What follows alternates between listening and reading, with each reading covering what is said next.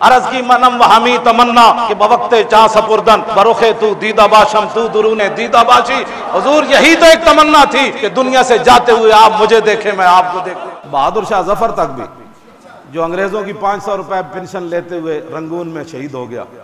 ہاں پوری سلطنت چھینی انگریزاں نے.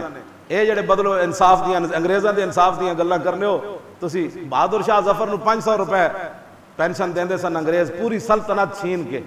تے بہادر شاہ ظفر دی نوں وی نال سی تے انہاں نے لکھیا میرے کو کتاب موجود ہے کہ بہادر شاہ ظفر کو قلم کوئی نہیں سی ہوندا تے ناخنا نال دیوار تے شعر لکھ دے رہندے سی.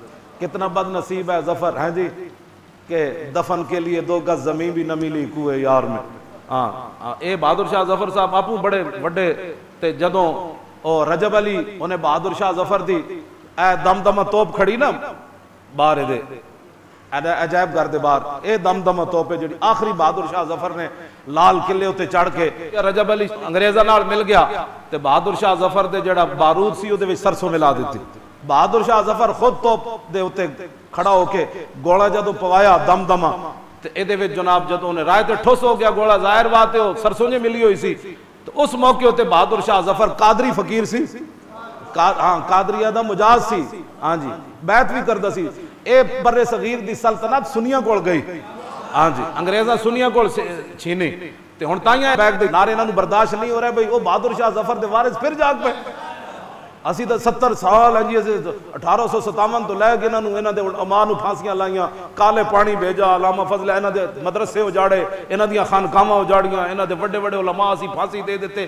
انہاں پھر صدیاں بعد انہاں دم خم ہے بہادر ہاں ہے انشاءاللہ لبیک دے نعرے توجہ بہادر شاہ ظفر اوتے تاریخی پھر شعر کیا اے دمدمہ توپ جدوں ٹھوس ہویا نا گولا تے پھر بہادر شاہ ظفر کیا دمدمے میں دم نہیں اب خیر مانگو جان کی.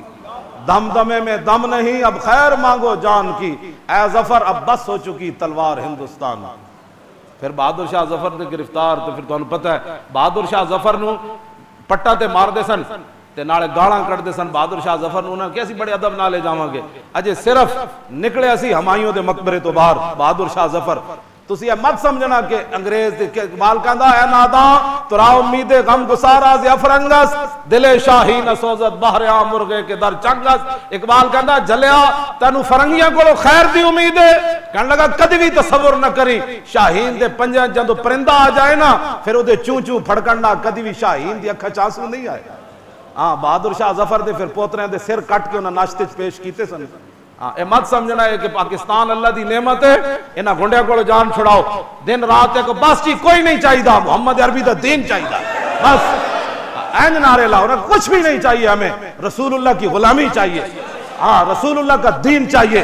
صدیق اکبر کے دور کی جھلک چاہیے وہ واپس تو نہیں نہ آ سکتا. حضرت عمر کے دور کا عدل کی ایک جھلک چاہیے. عثمان غنی کی حیا کی ایک جھلک چاہیے.